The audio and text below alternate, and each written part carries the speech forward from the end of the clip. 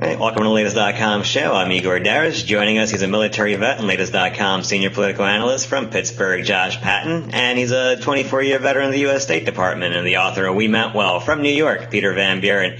Well, last night was likely the final Democratic debate and definitely the most contentious. The candidates were snippy at each other, although it's not really a surprise since that's how they've been the last 2-3 weeks on the campaign trail. But, Josh, Bernie attacked Hillary last night, like not just on her policies, but really attacked her to hurt her among the voters. And, we've seen this for the last few weeks, and at the same time, he's pretty much tied her in every national poll in the last 2 weeks. It's also come out corresponding with that. Is this maybe the tone that Bernie should have taken earlier instead of the cordial, nice candidate who would do things like, let's say, laugh off her email scandal? Yeah, I think you're right about that because it seems like that, Sanders just learned the lesson that every candidate eventually learns that says they don't want to go negative. Going negative really works. I don't know if it's desperation or if it's just the fact that this has been going on for about a year now and they've just fucking had it. But either way, it definitely is a significant shift in tone, and one of those things that they need to be careful with because Trump is already using the judgment line. I mean, he's using the unqualified line against Clinton, but he's also using the judgment line now too.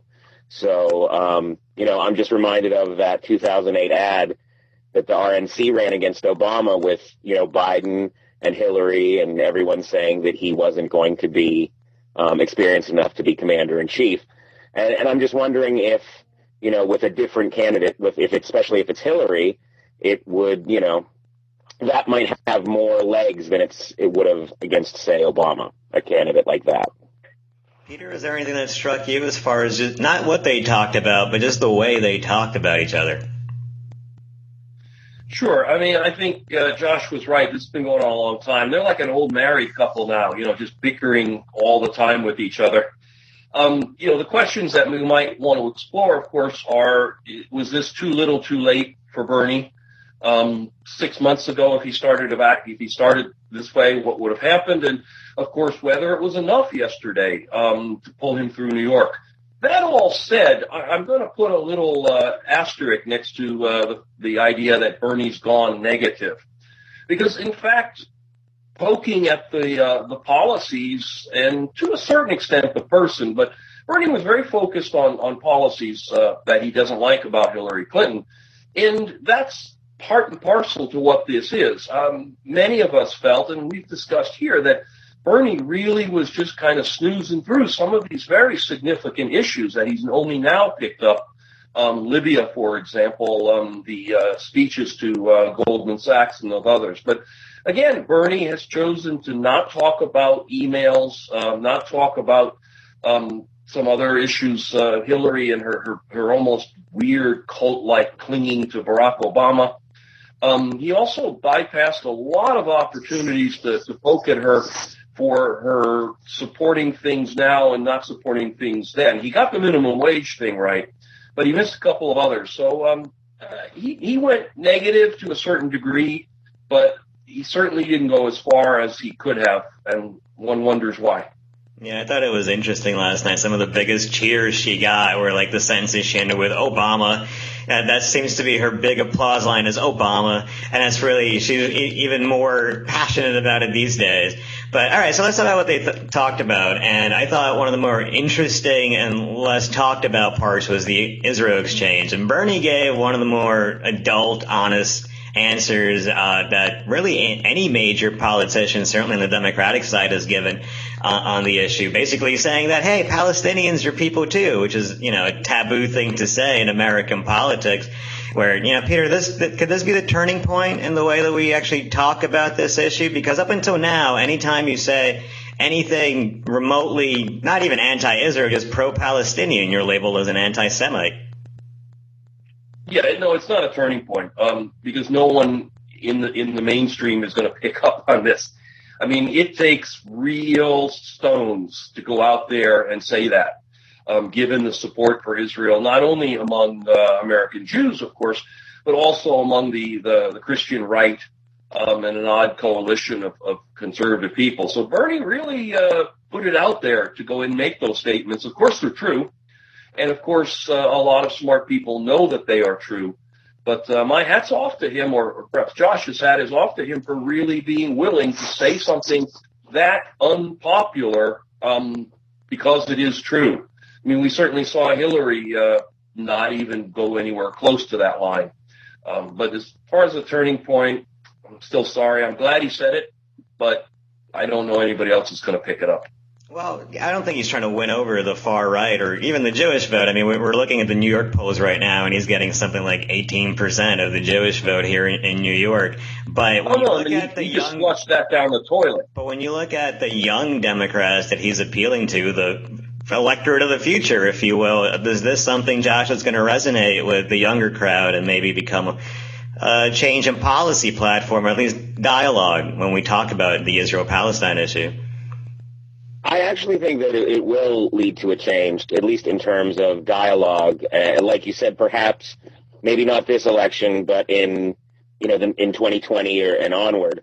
And part of my thinking or my reasoning for that is that having gone back to college on the GI Bill as an older gentleman, I was surprised to see how active the Students for Justice in Palestine, those in groups like that were on campus, and not only how active they were, but how their message, resonated, because they humanized Palestinians in a way that we typically, don't hear, growing up in the Yasser Arafat days and things like that. So I definitely think that, since Israel has been around now for some time, they are seen as sort of the privileged, powerful country in this scenario, oppressing the Palestinian people. Now, the issue is way more nuanced than that and has a lot to do with geography and not as much to do with religion as people think. But, I don't see any policy, like official policy discussions happening until, those young people who have these views start voting in elections that aren't the presidential election. Well, to sort of, go ahead. I was just going to say, just to add as a caveat, or as like sort of a sidebar there, at the Bernie Sanders rally, I talked to a lot of supporters, and one of the questions that I always asked them was, do you believe that his call for a political revolution is the right one? And almost, I'd say 98% of them emphatically agreed. And so then when I asked them, who's running for your local prosecutor, what's going on in the primaries in your, counties and local districts, they looked at me as if I asked them, who was the losing running mate in the 1824 election. So you might be right. I feel like you're close. Maybe Martin Van Buren. I don't know. But either way, I do think that people are more open now. Younger people are more open to empathizing and sympathizing with the Palestinian people, and seeing the government of Israel is more of a kind of imperial oppressive regime. But it's going to take a while for that to filter through into the politics, because, AIPAC and the pro-Israel lobby is huge. And on a sort of a larger policy thing, they are our biggest ally in the region. And, we've kind of pissed them off enough already, some might say. Well, I mean, I went to a school here in Brooklyn. It's called Brooklyn College. Every year it makes the news because there's usually a protest, because they have some kind of pro-Israeli speaker, and the student clubs, like you mentioned, get a little, perturbed about that.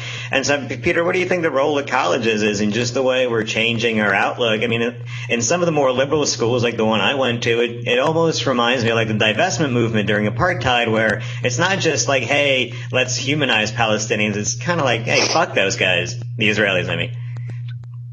Well, I mean, I'm strongly in favor of a more realistic policy, and a policy that acknowledges the humanity of the Palestinian people and makes them something more than targets for Israeli artillery. That said, young people have a role to play in politics, but it's often very difficult to keep them engaged at that young people level, if you will, as they move into jobs and families and responsibilities.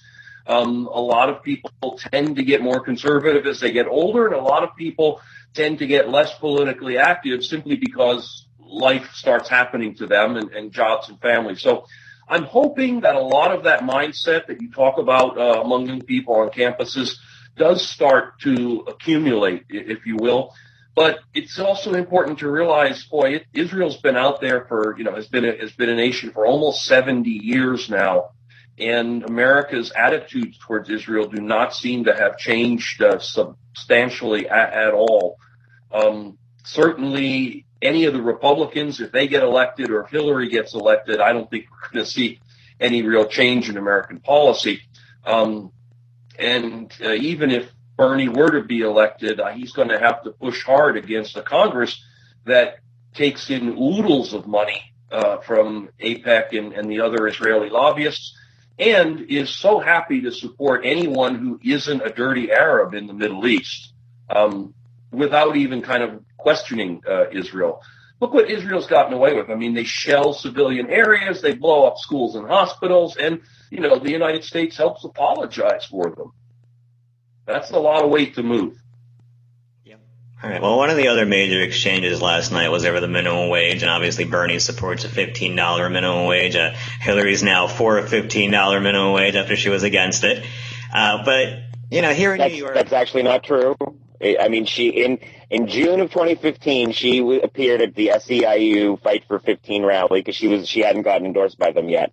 So she totally endorsed the Fight for 15 plan. Ironically, she adopted the $12 proposal in the Senate because the other one was Bernie Sanders's. So she sort of was forced into that position because her only other alternative was to support her opponent's legislation, which wouldn't help her electorally.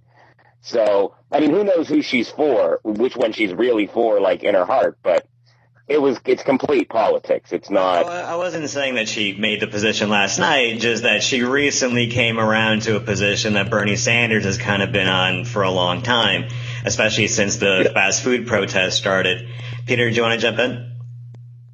Yeah, I mean, it's classic Hillary pandering. Yeah. When she was looking for an endorsement, she was sort of on one side.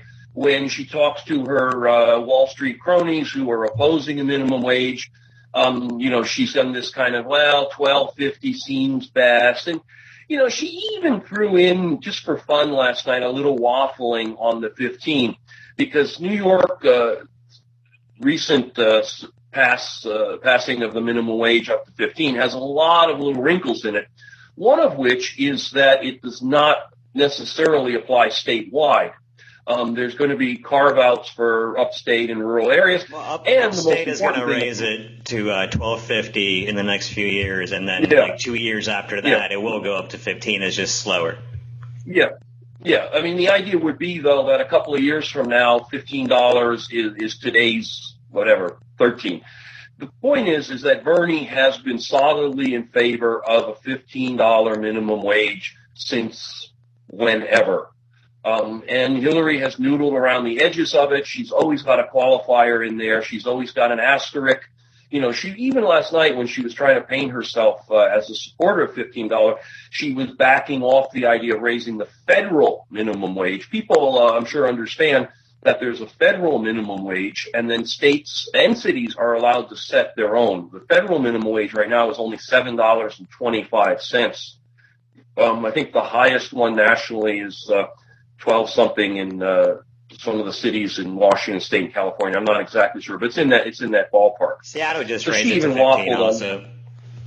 Yeah. But anyway, she even waffled on the idea of a $15 federal minimum wage. So it's just pure Hillary. It's, saying whatever needs to be said she thinks to get her votes today. I mean, look how much she mentioned Flint, Michigan last night. Right. Yeah, that has not been an issue at all since the Michigan primary has it. But my point is, I mean, it doesn't even matter whether she supports a $12 minimum wage or a $15 minimum wage. For 3 years now, in Congress has had a 10-10 bill to raise the minimum wage to $10.10, and nothing has come of it. I mean, what are we even talking about when we can't even get to the halfway mark, Josh? when this bill has been stuck there for years. That's why I think that what I meant when I said that it was politics, because, the $12 proposal, the $15 proposal, they have as much chance as passing as the $150 per hour proposal that, I would submit if I could do that. It's an impossible thing to get through Congress. And I think that's sort of the argument that Hillary didn't make that she should have if she was trying to gain ground in the debate. I mean, she should have attacked more the Sanders record of introducing this legislation that just sounds progressive and great, but goes absolutely nowhere. Because Bernie is campaigning the way you're supposed to campaign. He's idealistic. He's hopeful. He's like, we're going to shoot for the moon and we're going to get it and Mars too. And Hillary is sort of campaigning the way you're supposed to govern, which is sort of kind of hedging what you say and, being open to sort of compromise that might make it not, if not appealing to the right wing, easier to swallow. So, it strikes me as a very interesting campaign choice to try to debate the merits of that issue when, of course, $15 per hour would be better for Americans than $12 per hour. And instead of attacking, Bernie not, having these big ideas and not actually following through. I'm surprised she hasn't made that attack yet. The Hillary thing is very odd, because as you pointed out, she's essentially campaigning on mediocrity and hopelessness. She's saying that there's no chance of changing these things, so we shouldn't even try.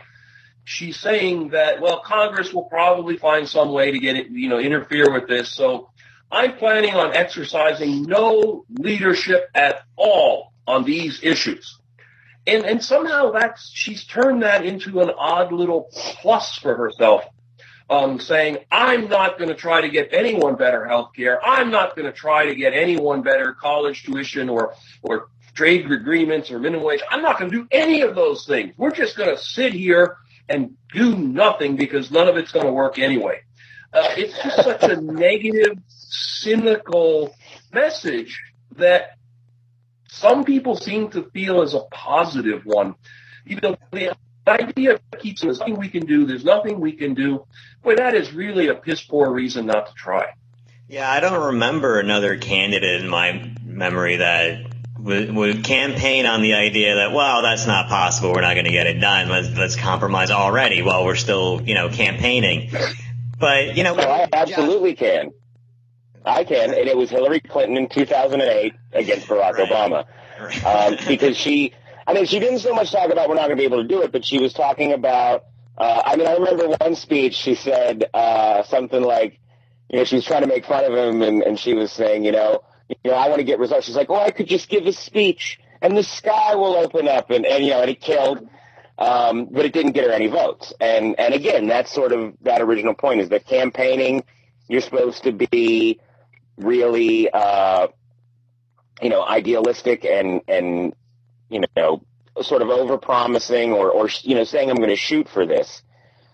The only thing I can think of now that would maybe make her campaign think that this is the best move is that since the past 8 years have been so full of legislative gridlock that for the, some 70% of Americans who hate Congress's guts actually would like the idea of possibly getting things moving again.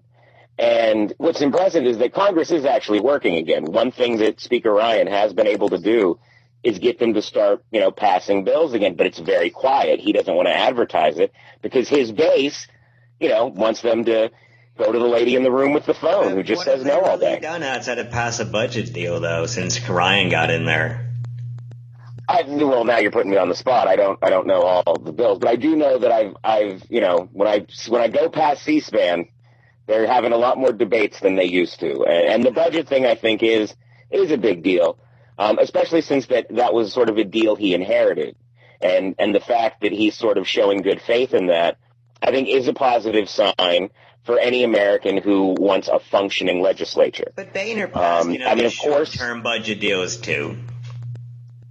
right. But again, it shows a kind of good faith effort, and that Ryan is different than Boehner, and he doesn't want to allow these things to become big gun battles on the floor of the House and conversely the Senate.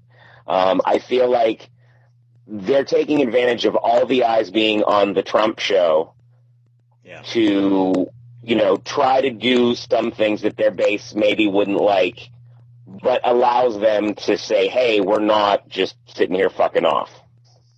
Yeah, this is actually a really great time to try to pass some bipartisan legislation while no one's watching because all the eyes are on Trump. That's a really good point. Go ahead, Peter.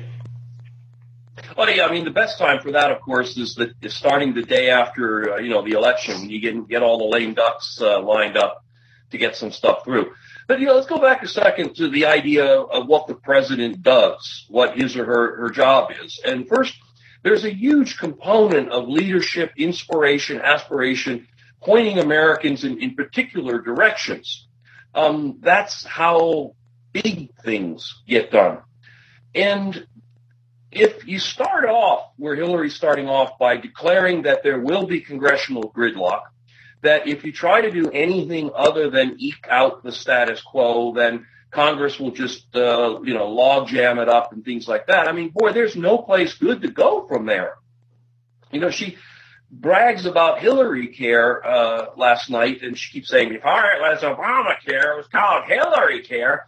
Well, having been vaguely saying it during the 1980s, and the only people who called it Hillary Care really were the Republicans who were trying to interfere with it.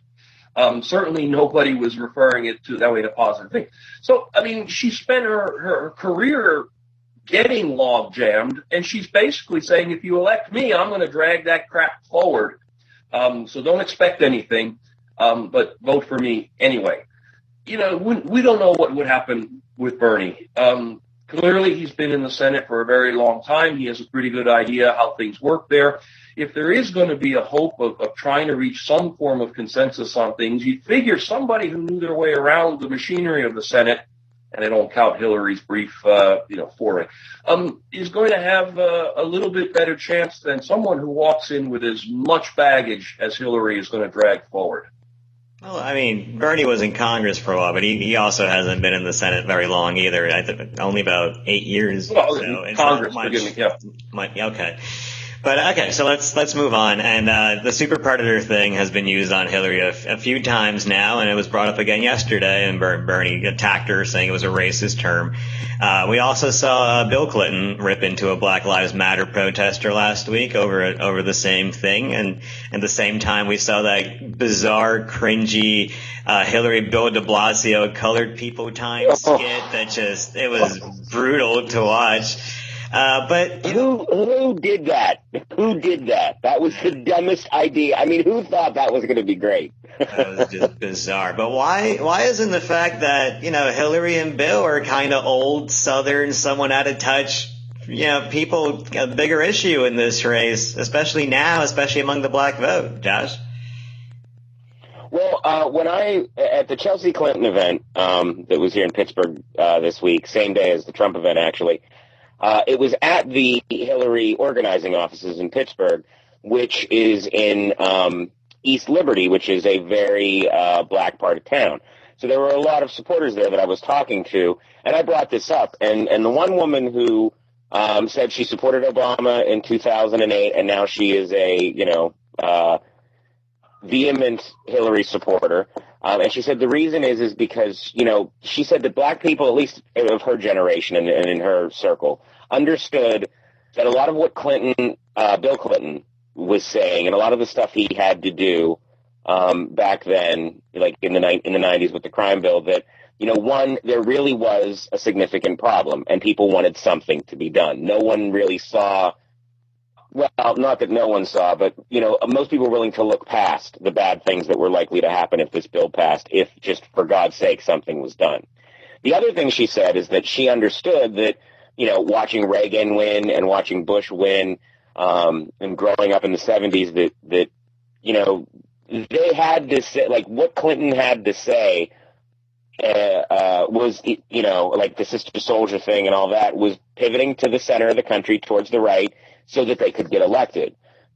She said that, at least people in her family always knew that or believed that the Clintons had their back regardless of what they said. And she said she thinks that's why Hillary has had so much success so far in the race. Now, whether that's true or not, I don't actually know on like a larger scale. But I do think that what I find interesting is that they anticipated this problem. I mean, before I think Hillary Clinton even announced her candidacy, Bill Clinton gave a speech apologizing for the crime bill. Like, he knew that was going to be a big fucking deal this year. And with his altercation with the Black Lives Matter supporter, though, I mean, that's just Bill Clinton being Bill Clinton. I mean, I know some Black Lives Matter supporters who are like, I mean, he's all right. Like, they're willing to forgive him that because of just whatever the je ne sais quoi that makes Bill Clinton likable when he's really not all that likable. Unfortunately for Hillary, she does not have that same quality. For this generation, he does come off sort of like a crickety old Southern man, and if you rub him the wrong way, he'll snap at you too. Yeah. Peter, where do you think that attitude comes from? That, even though they're saying all this stuff that we would never accept from another politician, they still mean well. No other politician gets that kind of benefit of the doubt. It amazes me. And it's not just the way that African Americans look at it. I mean, no other politician could have come close to surviving the sex scandal that should have taken Bill Clinton down. Lots of people, lots of politicians, big and small, have been decimated by far less. A photo, an affair, a hint of something like that. I mean, we don't need to recount in graphic detail. And it was his fourth one, Peter. Don't forget that. It was the fourth time a woman came out with some allegations about the fourth time Clintonian shenanigans. Right. And the same thing with Hillary. I mean, both of the Clintons have had, scandal after scandal after scandal that would have destroyed any other candidate. One of them would have taken them apart. And yet the Clintons seem to have some kind of special magic pass on this. It remains absolutely beyond my ability to understand. Going back to the African-American vote, I mean, I had one conversation this week which offered a little bit of an insight, and that was, in fact, that some African-American voters seem to respond well to what Hillary is doing, attaching herself to Barack Obama. I mean, even though he hasn't done shit for the African-American community, and he's ruled whiter than white, in every respect, he still, of course, is a very popular symbol, if nothing more, than among the black community. And Hillary, positioning herself as his heir, actually picks things up. I think one of the things that'll be interesting to watch in the New York primary, looking ahead, particularly the general election, is what kind of turnout we see from the African-American community, particularly here in the city, where you're a lot of the New York City, where a lot of the African-American community tends to fall on the lower end of the economic spectrum, as opposed to in the South, where I think we could say it's more evenly distributed. So keep an eye on the turnout. I think would be interesting, wondering about how much support Hillary is going to have. Because remember, there's two steps. You got to get the people to want to vote for you, and then you got to get them to show up and actually vote. You also got to build on Peter's point there. Turnout here in New York, it's a big right. The beard vote. To build on Peter's point, I did a piece for Latest today about the sort of odd line of attack, I think, for Sanders to have chosen to pursue towards the end of the debate there, in which he tries to paint Hillary Clinton's wins in the South as being because she's conservative and they're conservative. The reason that I find that really odd is that, in talking about the people who voted for Hillary Clinton, which was black Democratic Southerners, to say that they're conservative is really just, in a word, dumb. Now, on some social issues, the church things like, trans folks in the bathroom and gay marriage and abortion, you're going to find a little pushback. But those aren't the issues that they vote on. That voting bloc tends to focus on economic issues and things of that nature. And on that level, they're incredible. They're as progressive as anyone else. In fact, the civil rights achievements that Bernie Sanders loves to talk about, how he fought for that. I mean, none of that would have happened if not for Southern Black Democrats. So I really think I'd be surprised if that ends up playing in his favor. Also, just because this is the guy whose biggest wins have come in some of the most conservative states like Utah and Wyoming and Idaho. So it's kind of Alaska. It's kind of still lambast Mississippi and Alabama when you're sweeping up in North Dakota. I mean, I get he's trying to downplay Hillary's early start out of the gate and try to say that all the momentum and the will of the electorate is coming towards him.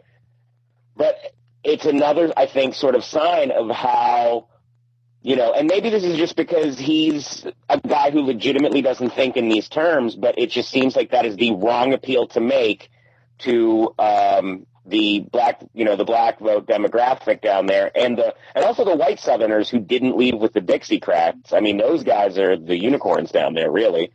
It just seems weird to try to put them down in order to gain victories now, especially in an election where if the Republicans blow up their convention like they're going to, it seems like a lot of red states might be in play for the Democrats. One thing that Bernie, again, talking about kind of a clumsiness sometimes on his part, a lot of his economic agenda, if it were to pass more or less as he proposed it, is going to benefit lower economic group people a lot more strongly than it's going to affect others. I mean, if you're talking about raising the minimum wage, that's not going to make me richer. But it is going to make people who are trying to make a living on a minimum wage do better. And the same thing for healthcare and college opportunity. I think, Bernie doesn't do a strong enough job when he talks to lower income communities, which in New York tend to be people of color, of saying, this is going to really help you. This is going to be a direct benefit to you that Hillary is not supporting. Please keep that in mind. I think it's an opportunity he squandered. He doesn't seem to be as prepped and as organized as he should be at this point in the campaign. You saying that raising the minimum wage wouldn't make you richer reminded me of this kid I saw in the news earlier. He was like this young college Republican who was like studying to be an auto mechanic, and he was telling the lady about he doesn't want the minimum wage raised because he doesn't think someone right out of high school should make the same amount that he will after he studied this skill. But raising the minimum wage doesn't just put everyone on an even scale. It changes the market incredibly. I mean, everybody's wage would then go up because the minimum wage is no longer $7.25 an hour. Everybody benefits except, CEOs. But, okay. Right. Yeah, that's another angle that they never bring up that I don't know why they wouldn't. I mean, because that's sort of the main, my favorite one is the version of that argument that shows, what an E1, private in the Army or the other branches of the armed forces makes. I mean, they make enough money at that level that they qualify for welfare, and so people are like, why should a McDonald's employee make more than a hero defending freedom? And I go, well, of course, the issue is not that they're getting too much. It's that this guy's getting screwed too. And, the weird thing is in that whole minimum wage debate, no one talked about how, and this is something Bernie's moved away from in order to attack Hillary, but talking about how, for 40 years, prices have gone up, profits have gone up, productivity has gone up. I mean, the graphs are skyrocketing, but wages stagnant. And they should sort of sell it, instead of raising the minimum wage, they should sell it as, getting what that they should have, been owed, like what workers have been owed for so long. It shouldn't have to go from $7.25 to $12. It should have been $10 4 or 5 years ago. Yeah. This is the answer to we're talking about the minimum wage. This is the answer to people who say, like, oh my God, businesses aren't going to be able to afford it. They're going to close down. Look, the current minimum wage, if you adjust for inflation, is about where the minimum wage was in the late 1960s. thing Josh was talking about, how prices rise and wages don't.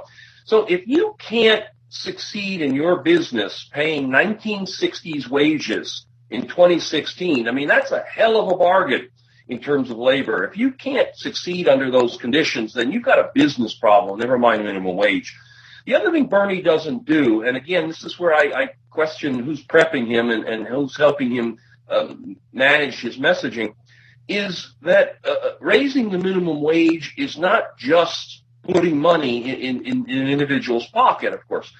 That money circulates. That money goes back into the community, particularly, again, people who live in defined neighborhoods, people who don't have a lot of social mobility. They spend their money where they live in their neighborhoods, and that dollar circulates around and around. It doesn't go to the Cayman Islands. When Donald Trump makes an extra buck, that dollar disappears somewhere.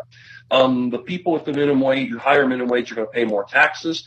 In addition, if people are able to feed themselves because they're earning a living wage, and $15 is really the bottom end of a living wage right now, then they're not going to need food benefits. They're not going to need all the social programs, which everyone says are expensive. They won't need all that stuff because they're going to be able to feed themselves. If you don't have to pay taxes for food stamps, then people don't have to use food stamps. This is a win-win for everybody. And while I was joking earlier that raising the minimum wage was not going to make me as a theoretical middle-class person any richer, I was actually being a little disingenuous, because in fact, when society does better, when people get off of government programs, when people have more money to spend, it in fact does benefit everyone. And Bernie doesn't make that point. I really need to hear him say that. While we're on the topic, I mean, one of the biggest conservative myths has also been, for beyond, Peter's more deep approach, is just, jobs are going to flee if we raise the minimum wage. And they talk about it like it's hypothetical. And meanwhile, when you look at every single time that in recent years where the minimum wage has been raised, not only does the unemployment rate not go up, it goes down, because a lot of people are not willing to work for $7.25 an hour to do the shitty jobs, but 15, a lot more people are going to go to work. And especially when conservatives are going around saying how the labor force is smaller now than it was since Jimmy Carter. Well, here's how you fix it. You give people more incentive to go and actually get a job, because you're allowing them a livable minimum wage. All right, well, let's get back. Sure. Yeah, go ahead. One more quick point to add about the so-called disappearing jobs, the idea that businesses are going to pack up and go someplace where wages are cheaper. That is absolutely failing to understand the nature of the minimum wage economy. The vast majority of minimum wage jobs are in businesses that need to be where they need to be. Food service, retail, hotels, things like that. I mean, McDonald's doesn't put a restaurant someplace because they just thought it would be cool to have a restaurant there. They put it where they think they're going to sell burgers. And the same thing for Walmart, the same thing for a hotel. Just because wages get a little bit higher in podunk doesn't mean that those businesses are going to walk away. The proof, of course, is Washington State, where the minimum wage went up and the businesses simply did not leave. They couldn't. They have to be where they are. It's where their customers are. But they also had a lower unemployment rate than the entire country. Seattle had a 4% unemployment rate when the rest of the country had a 7% unemployment rate when they raised their minimum wage. Yeah, I just don't understand why these talking points haven't really permeated into the heads of a lot of the people that would benefit a lot from this particular thing. All right, but back to the Sanders-Clinton debate. So Sanders recently started talking about an open convention, which we've been talking about on the Republican side for a while, but this one seems completely batshit, because first of all, you have two candidates instead of, four or more like we had until recently on the GOP side. And, he's talking about how he's going to win over some superdelegates, which he might right now. He's finally talking about, passing some, because the guy raises more money than anyone, and yet doesn't give it to like the down ballot races. He's finally started to do that. He's finally reaching out to other people inside the party. But even if he wins some of the superdelegates, Josh, this isn't a realistic idea, is it? No, of course not. And that's sort of, I think, the one thing people always talk about, like, why do we have super delegates? And that is precisely why. So you don't have to have an open convention. The Democrats, I think, realized after the I've been doing a lot of looking into 1968 this year. It just feels appropriate. And, the open convention that they sort of had there where it was, Bobby Kennedy had just been killed. He was going to be the nominee, no question. And then they were left with nobody, and you could say that the anti-war movement back then is analogous to sort of the Bernie coalition that exists now. But even in that scenario, there were more than two candidates. With Clinton and Sanders, the superdelegates that exist that the Democrats put in there because they knew they were being backed into a corner when they had to rejigger the primary, exists so that the convention can still be a coronation because the decisions will be made before they get there. Now, Sanders' argument that he could convince superdelegates is not uncompelling, especially considering that recent AP GFK poll that came out that showed, Trump had like 69% unfavorable, Cruz had 65 or something like that, but then right there in third was Hillary Clinton at 55%, and that is scary. She does go up and down in approval polls like that, but when she's down, she loses. And the idea that Trump and Cruz have higher unfavorables makes that less likely. But again, if you're a superdelegate and Bernie's running the table, if Bernie comes close in New York, comes close in California, maybe pulls out a win in Pennsylvania because his trade message, which is not unlike Donald Trump's actually, really plays well here.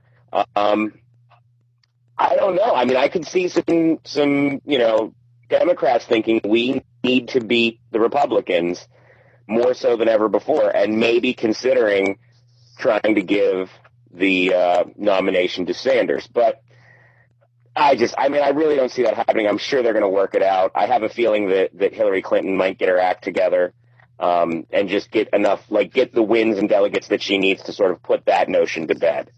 The one thing the superdelegates won't do is overturn the pledged majority or plurality if she goes to the convention with it. Let me throw in two other points. I mean, the first one is sort of obvious. I mean, what else can Bernie say at this point? I mean, the math for him to get enough delegates to win on the first vote, I haven't counted it up, but I mean, I don't know if it's even physically possible at this point. Realistically, we know he's not going to get enough delegates to win on the first vote. So he's got to say something. I mean, he's looking at his curves going up. He's looking at Hillary's curves going down. So he's going to stay in the race. He's got to say something, and what he's going to say is we're going to win at the convention. The other issue... and also remember that it's money that's keeping him going. So if he's in here like, we're just going to come in a strong second, that money's going to start falling off. Exactly. If you're saying we're going to win and we're going to fight hard, that money's going to keep rolling in, and that'll make him powerful. The other thing is that there are still, and I know this is kind of poo-pooed in the mainstream press, but there are still a lot of shoes that can drop on Hillary. She's still uniquely the only candidate who has an open FBI investigation pending against her or some of her staff. She's got multiple inspectors general looking into her actions at the State Department. There are, I think, if I remember correctly, the last count, 18 court cases, FOIA-ing various documents about her and the Clinton Foundation out there. It's very cynical to say, well, Obama's never going to let the FBI indict her, and then all that may come to pass. He did say there's classified and then there's Hillary classified. Obama thinks he can fool a lot of people, but he's going to have a hard time fooling the FBI on that. They know the rules. But the thing is that to simply say, gee, we've got a presidential candidate who's under investigation for national security issues by the FBI. We've just subpoenaed Guccifer from Romania to come talk. Rendered him here. We've given him, the Department of Justice has given immunity to Clinton's administrative person. They're lining up interviews with her staff. There's a lot of people in the State Department who know a lot of stuff who are still terrified to talk. The point being that to simply throw all that away and say, it'll never happen, I think that's not the way you bet on things. So that's another reason Bernie's talking about this convention. Do I believe Hillary is going to be indicted? Of course not. Do I think there's a possibility that some of her senior staff might be? Yeah, I think there's a possibility, and that's going to open up Hillary to even more concerns about her trustworthiness, her honesty, her transparency. So I think Bernie's going to just waiting to see where a lot of this goes. And if the shoes don't drop by July, she'll be the one. And if she thinks Donald Trump or Ted Cruz or whoever is going to be as nice to her as Bernie is come the fall, she's got a couple of things coming. Just to go back to what Josh was saying about the favorability, there was a ABC News / Washington Post poll analysis this week, and it found that Trump has the highest unfavorables of any presidential candidate outside of David Duke when he ran for the 92 GOP nomination, except he got 1% of the vote. Trump has the plurality. But that headline buried the other news, which was that no nominee in the last 30 years on the Democratic side has had unfavorables near what Hillary Clinton's was. The only one that was even close was Walter Mondale, and he ended up winning one state against Ronald Reagan. So it was a disaster then, and it could very well be a disaster again. What were you going to say, Josh? Well, I was just going to say to that last point, I mean, either Trump or Cruz is Reagan. Like, Reagan is, I mean, the hype is real about sort of like how he was able to be like this conservative hero, but also this like folksy uncle that everybody loved. I mean, Reagan was, I think, sort of a unique sort of situation. That either one of them is Reagan, just more that Hillary might be more like Mondale. Well, yeah, I mean, and just Hillary with being like a Mondale level failure. I don't see that. I don't see that happening. No, not with the electoral math the way it is today. No. Right. But I do think, and the one thing I think that is sort of helping Hillary Clinton out, ironically, in this is the fact that she has been under near constant attack from Republicans since she was first lady. I mean, you have Benghazi, and the what was the thing? The Vince Foster, they accused her of murdering him. There was Whitewater. I mean, all these successive scandals builds up sort of an unfavorable feeling in people and like some doubt about trustworthiness. But it also enables her to say, like, look at all this bullshit they've thrown against me. This FBI thing is bullshit, too. And I think that's why it's not hurting her more. I agree with Peter that if Hillary gets indicted, I will eat this hat on this podcast. I mean, I might use some visual effects trickery because I really like the hat. But seriously, I don't think it's going to happen. I mean, it's obviously not going to happen. And anything that does happen, I feel like they'll be able to play off as like, they've been attacking. And even though it's Obama's FBI, I feel that she'll successfully try to sell it as just part of that ongoing vast right-wing conspiracy to bring her down. And so in a way, the constant attack from Republicans have helped her in this situation in that a lot of people who don't follow it closely or have a particular Clinton axe to grind just don't give a shit. They think it either reinforces what they already believe about her being awful, or it is just yet another example of how Hillary is treated more unfairly than any other political figure. Maybe. We'll have to see what actually comes out of it. But I think, going on that unfavorable stuff, I'm not sure, maybe one of you guys knows, of the people who find Hillary unfavorable, have we seen a breakdown of Democrats and Republicans on that? Of that, the Democrats actually have a pretty high, relatively high favorable rating. Yeah, what was it? I want to say it was like 64 in that one, in that AP one. Yeah, it ranges because assuming that Hillary gets the nomination, which I think is a reasonable assumption, barring any of these other events. Then she's got to go into the general election. Then she's got to figure out how to rope in all these people who have been supporting Bernie so strongly. And Bernie's making the right noises about, uniting the party and everything. I mean, that's what he's got to say. and he's going to do what he has to do. But at the end of the day, these people who have really developed this affinity for him, the young people, Hillary has to figure out a way to get them equally whipped up to vote for her. I think there's a danger that a lot of the independents that support Bernie would move to the Republican side. And so that unfavorable rating is kind of a scary thing. Because if you're looking past this primary, Trump seems to shrug it off like, it runs off his water off his back. And I think there's a much greater chance that Cruz and Kasich people are going to move to Trump because they certainly aren't going to vote for Hillary. So I think it's worth worrying about that high unfavorability, especially given the baggage that she carries, and especially given how the media and the Republicans and their people are going to dredge up stuff on her and keep pouring it on. It's interesting you say that, Peter, because when I was talking to Trump supporters, I mean, this was not at all scientific. It's purely anecdotal. But, more than a few told me that if Trump gets cheated out of the nomination, I mean, one of the stories I'm doing today is that the GOP is actually talking about scrapping their whole rule book and putting in that Robert's Rules of Order, which would mean that any delegate could, make a motion and make a rule, and it would be fucking chaos. But they said that if Cruz or Kasich or somebody gets the nomination from Trump, they would have no problem voting Hillary. Just out of spite. Before Paul I think that's the kind of angry thing people say.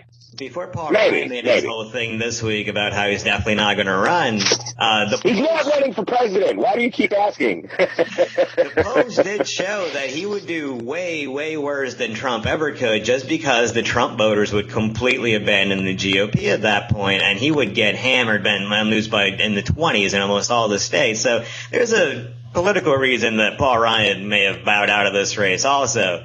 But all right, there was a lot of talk now after last night about whether, you could unify the party. And a lot of people are saying that, well, in '08 it was uglier, it was more racially charged. Bill Clinton said some ugly shit. The superdelegates were an even bigger deal then than they are now.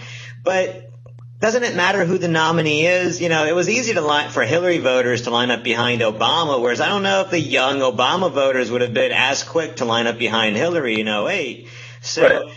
I mean, given the massive numbers of young voters who support Bernie, I mean, that's a huge chunk of the electorate. Can Hillary really win over some of the people? And when I talk to people my age, it's not like they just prefer Bernie. They genuinely have just a visceral disappointment in thinking that Hillary would be the nominee or president. Can she actually win over people that genuinely don't like her?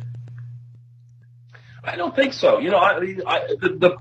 The feeling surrounding Bernie among young people really reminds me of the almost love that people were showing towards Obama's candidacy in 2008. You don't just kind of turn that on and off. For Bernie to say, okay, now everybody go over there and vote for the woman we've been criticizing for all these months, because it was politics. You got to say these things. I just don't see it. I mean, you can't just redirect passion like that. Particularly young people who, depending on whether you want to say they're gullible or whatever, I mean, who really have kind of taken this in. They've taken it to heart that this is someone who's speaking to them for them. I don't think that it's possible. I think a lot of them will sit it out. I don't think they're going to vote for Trump. I think a lot of them are going to sit it out. The other thing, too, is that young people are the ones you need to volunteer, right? Those are the people you need to go knock on doors and make phone calls and do all that stuff. Well, Hillary already has a pretty impressive operation. I mean, she has that down. She does, but she's going to have to crank it up another couple of notches in a general election.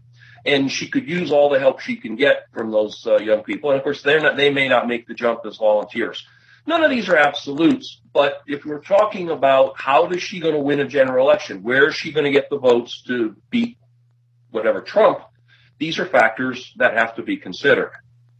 I mean, just personally speaking, I'm going to vote in New York, so Hillary's probably going to win here, so I'm thinking I'm just going to cast my vote for Gary Johnson. I'm thinking Gary Johnson comes out of this election with a hell of a lot more votes than he ever fucking expected to get when he jumped in. Josh, how many of me do you think that, I mean, yeah, if I lived in Ohio or Pennsylvania, I'd probably, vote against the Republicans. But, how many people like me are there that just, I don't want to vote for her? I think there's quite a bit, and it'll come down to when she gets the nomination, what she does next. Now, if it were me running the campaign, I don't care if they hate each other so much that their bodies actually physically repel like the same poles of magnets. Those two would be on the same fucking ticket together, and they would like it. As this goes on and as the tone shifts, it does seem more and more unlikely that she would do that. So I think she would look to someone like Elizabeth Warren, perhaps, who, again, notoriously silent in this entire election.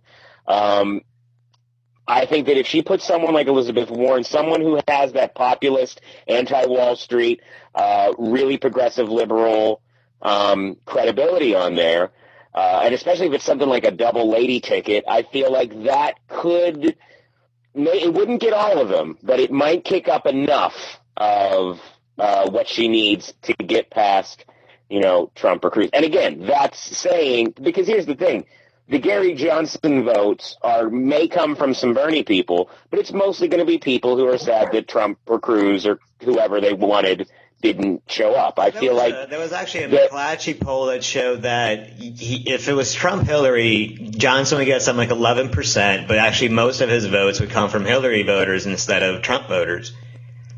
Really? I did not see that poll, so then apparently I don't know what I'm talking about. No, it's going to be interesting. Gary Johnson is. You caught me. I've been making this shit up the whole time, just off the top. That all said, I don't think Hillary has the guts to pick somebody like Elizabeth Warren. No. Look, the last that is thing a fair criticism. Hillary wants a vice president who will smile, wave next to her, and on the afternoon of the inauguration, basically disappear. Oh, God, I hope she picks Biden. I want Biden to be a three-peat. Yeah, Joe, just stay where you are, man. Don't clean out your desk. But, no, seriously, that's what she wants. She wants a Joe Biden. There's no way in the world she wants to share the spotlight, and there's no way in the world she wants to be the first woman president with another woman standing next to her. Hillary's going to go for the safest vice presidential choice she can. She's going to want somebody weak. I can't pull a name out of the air. The only reason I disagree with you is because of all of those stuff that you said, which is fair, which I think is a fair reading of what her character could be. What she wants more than all of that is to fucking win. She wants to win. And if having Bernie, if she can, again, it can be like a McCain-Palin thing. Those two, they saw each other at the convention and at the concession speech, and the paths did not cross the entire time.